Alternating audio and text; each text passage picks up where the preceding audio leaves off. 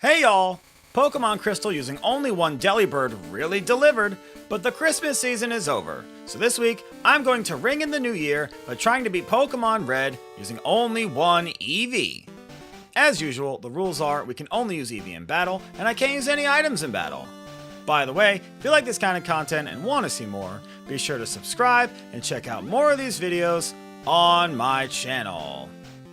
Eevee is one of the most popular Pokemon in the franchise, and for good reason.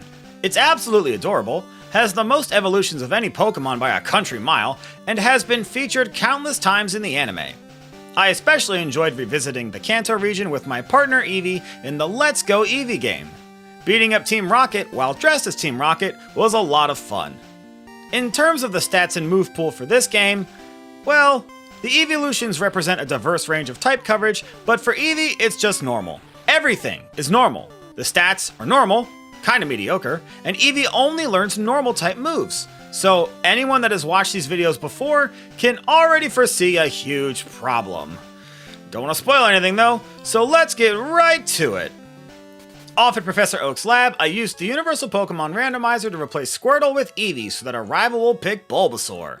By the end of the run, the rival's Venusaur will know Razor Leaf, which is a move that always critical hits, which I think will be the most difficult for Eevee to handle. It's New Year's Eve, and time to ring in 2023, so I nickname our Eevee New Year's Eevee.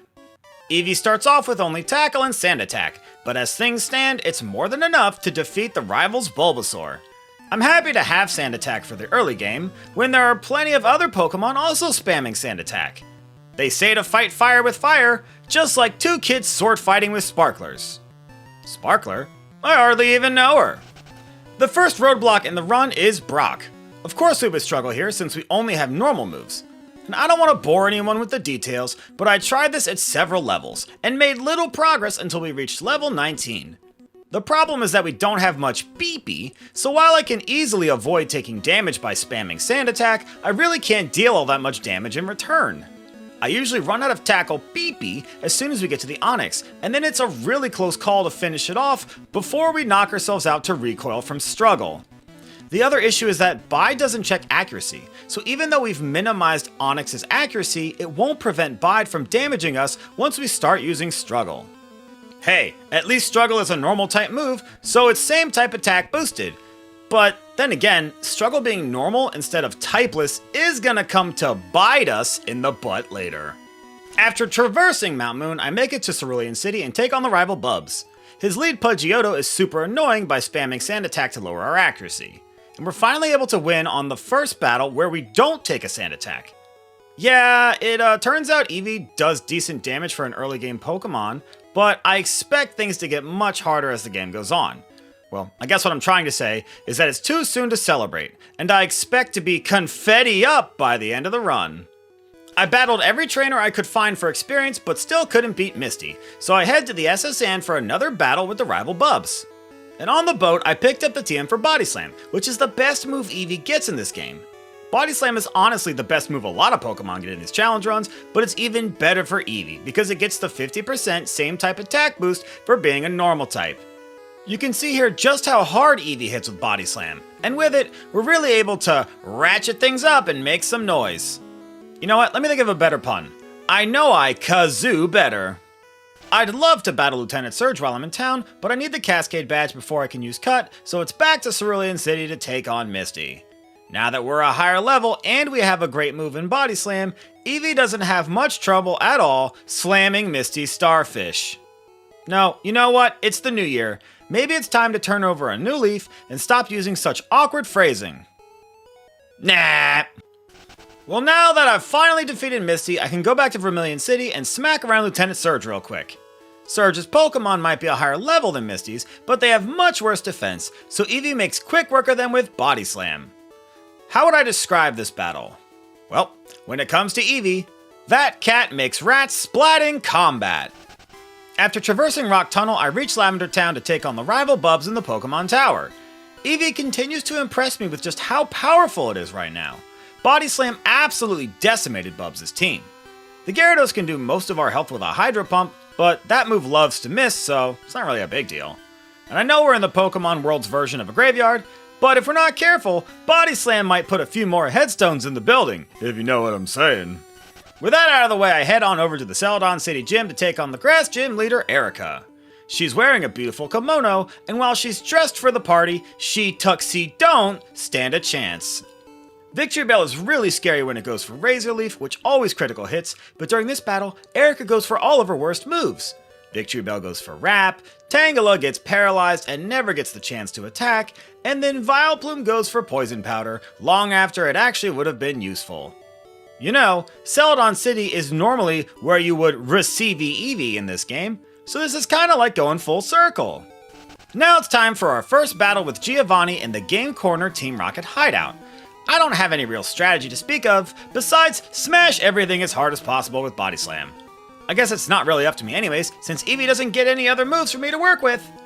During last week's video with Delibird, I got to use Swagger into Blue's Pidgeot, so it would use Mirror Move to boost our attack while curing our own confusion with a Bitter Berry. But I can't do anything like that here, unfortunately, Eevee. This holiday might be about the stroke of midnight, but that Swagger maneuver was a stroke of genius. Now it's time for a part of the run that I normally skip over, the channelers in the Pokemon Tower. Why do I even bring this up? Well, remember that Eevee only learns normal moves in this game, which means we can't hit ghosts at all. So, is the run over? Well, that would be the case if not for the move Bide. Thankfully, Bide deals typeless damage in this game, unlike Struggle, so at least we can defeat the ghost, but unfortunately, that is easier said than done. Ugh, when is this gonna be over? I'm just counting down the minutes! The hard part here is that Eevee is immune to Ghastly's Lick, so we need to take a Nightshade for Bide to deal damage to the Ghastly. And Nightshade does damage based on Ghastly's level, so it's actually a lot of damage for us to be taking. Plus, they like to spam Confuse Ray, which is problematic, because hitting ourselves in confusion breaks the Bide sequence, and we have to start all over if we take too much damage. Oh god, this part is brutal, and the worst part is that there are 3 mandatory channelers that we have to defeat in this tower. I don't even remember how long this whole process took, just know that it was far too long, and I am not looking forward to having a fight with Agatha later at the Elite Four. We're supposed to be having a New Year's Rocking Eve, but she always acts like such a Dick Clark. After that nightmare, I head down to the Fuchsia City Gym to take on the Poison-type gym leader Koga. He's sort of a weird battle for Eevee. His Coughings go down into Body Slams, not too much trouble, and the Muck wastes its turn to attack by going for 2 X attacks, and heck, a Sludge after an X attack would have done some crazy damage, but that doesn't happen this time. And we make it to Koga's Wheezing with most of our health left over, which is duly needed because we barely survive Wheezing's self-destruct. Wow, I know fireworks are a thing on New Year's Eve, but explosions are not really a winning strategy, Koga. Maybe you should fire workshop that. After beating Koga, it's time for yet another rival fight with Bubs in the Sylph Company building. This is the first battle besides the nightmare of beating multiple channelers using Bide, where Eevee is starting to struggle. Bubs has got multiple fully evolved Pokemon that do lots of damage and are bulky enough to require multiple Body Slams. Gyarados does big damage with Hydro Pump, Bite, and Dragon Rage, and Alakazam hits hard with Confusion and Psybeam. Plus, the Venusaur's Razor Leaf always critical hits, and it takes a ton of tries before I managed to win, and that was only because Venusaur went for Leech Seed and Poison Powder when we were already at super low health. I mean, that was a pretty silly move. Looks like Bubs has been hitting the bubbly. After all the resets required to beat Bubs, Giovanni was surprisingly easy. And yeah, he doesn't have many Rock-type Pokemon to resist Body Slam anymore, but Nidoqueen and Kangaskhan are no slouches either. Not that I'm complaining though, after all, this run has a funny way of catching me off guard. A lot of times it's super fast to smash through things with Body Slam, and then other times the challenge crawls to a complete stop, like most people's trips to the gym the second week of January. And since we're already in town, I decide to pay a visit to the Saffron City Psychic Soothsayer Sabrina. This is another one of those battles where, despite things being stacked against us, Eevee is able to smash through her whole team with Body Slam. Sabrina's psychic Pokemon are known for having lower physical defense, so I guess it's not a total surprise. But still, Eevee got paralyzed by Venomoth's Stun Spore, and Alakazam had every opportunity to finish us off with a Psychic. And she does this a lot too, and I've tried to give her advice in the past, but like the clock striking midnight, it just goes in one year and out the other. After beating Sabrina, I head to the Cinnabar Island gym. I was able to win on the first try despite having our attack lowered by Growl. His Growlithe and Ponyta go down, although Eevee takes a Tail Whip for its troubles, and the Rapidash then lowers our attack stat with Growl.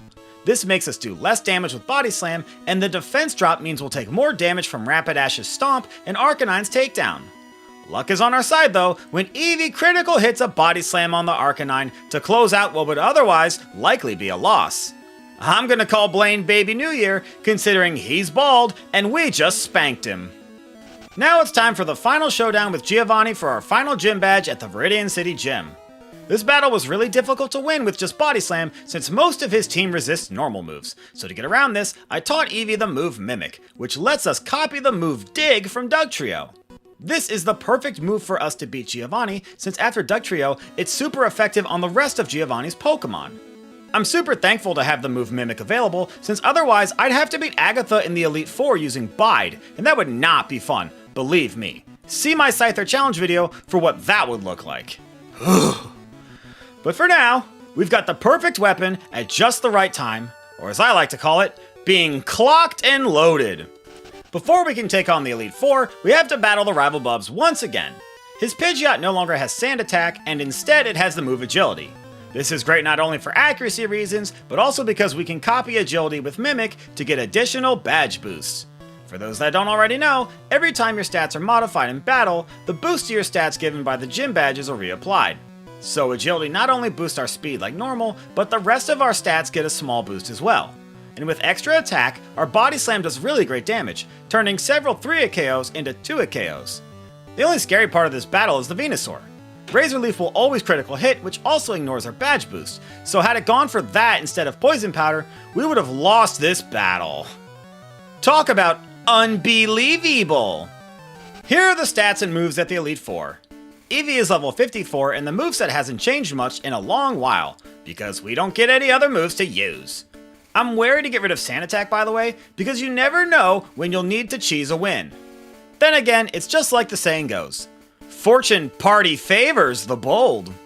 Up first is the Elite Four member Lorelei, and she is incredibly annoying, not just because her Pokemon are very bulky, but also because of the fact that several of her Pokemon like to lower our attack.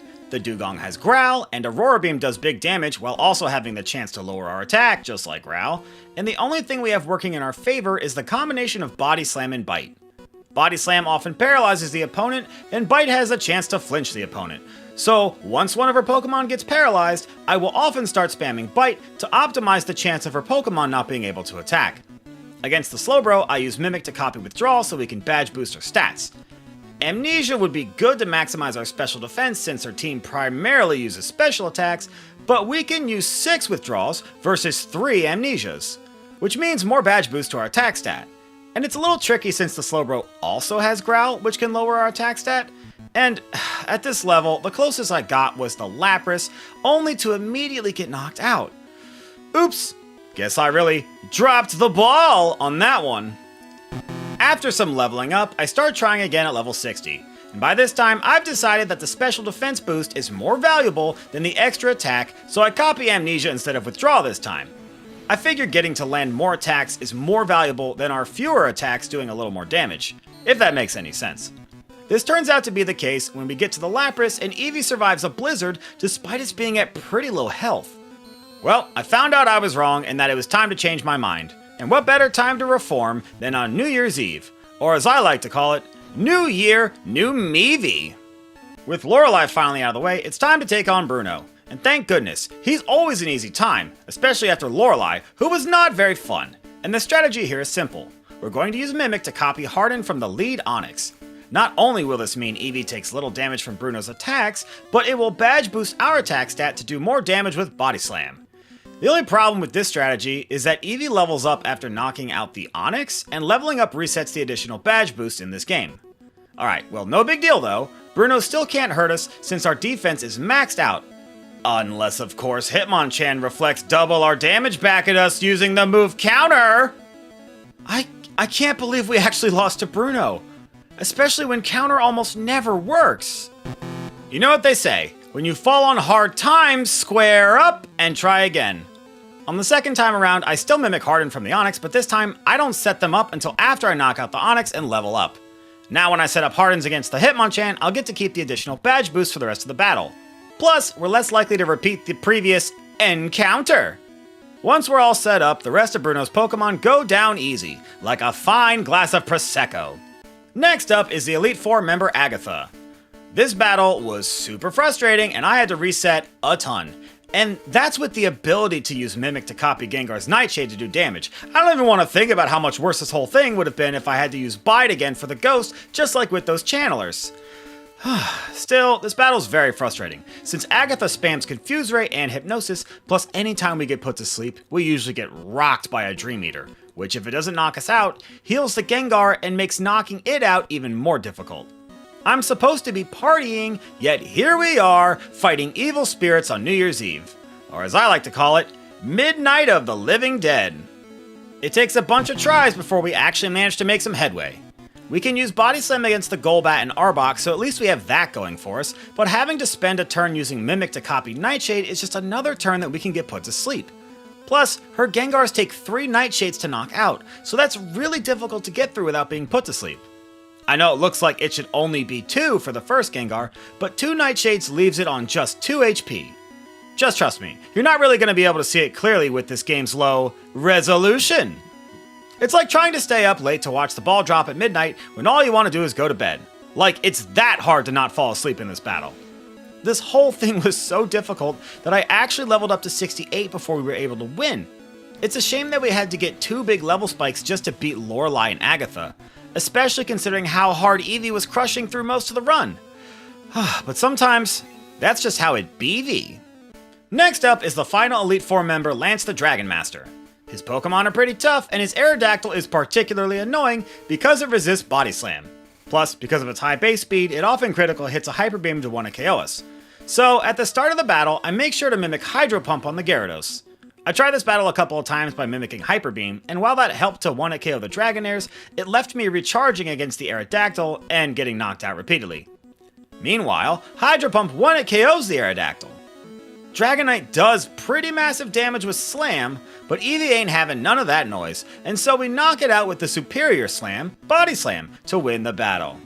And after that infuriating battle with Agatha, Eevee is unleashing some bottled up rage, or as I like to call it, bringing the champagne. Finally, it's time to take on the champion, our rival Bubs. Going into the battle, I figured I wouldn't end up using Mimic since none of his Pokemon have any boosting moves for us to copy, so instead I decided to rest upon the laurels of Body Slam and just hope for the best using Brute Force. And turns out that wasn't the best idea.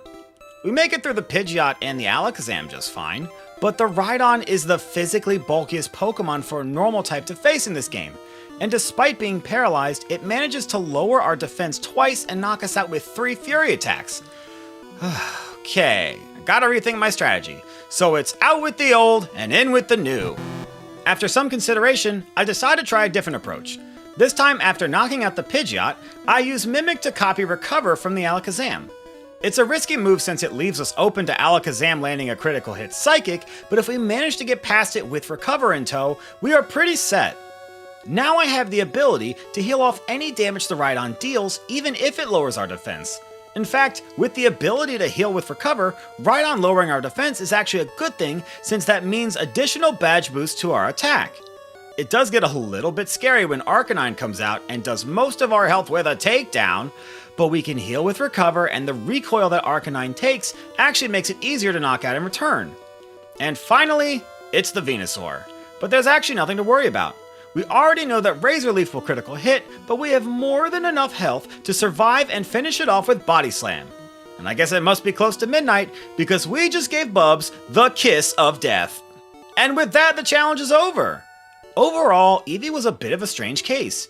Despite for a few complications thanks to only learning normal moves, it was actually pretty strong throughout the entire run.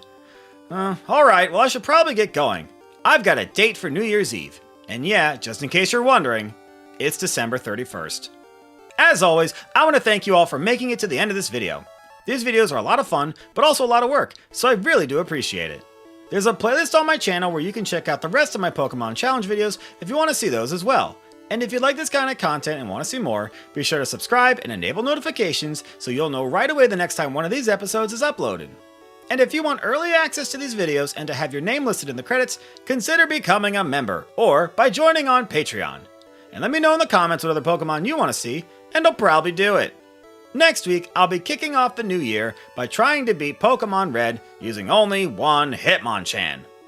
Anyways, until next time, bye!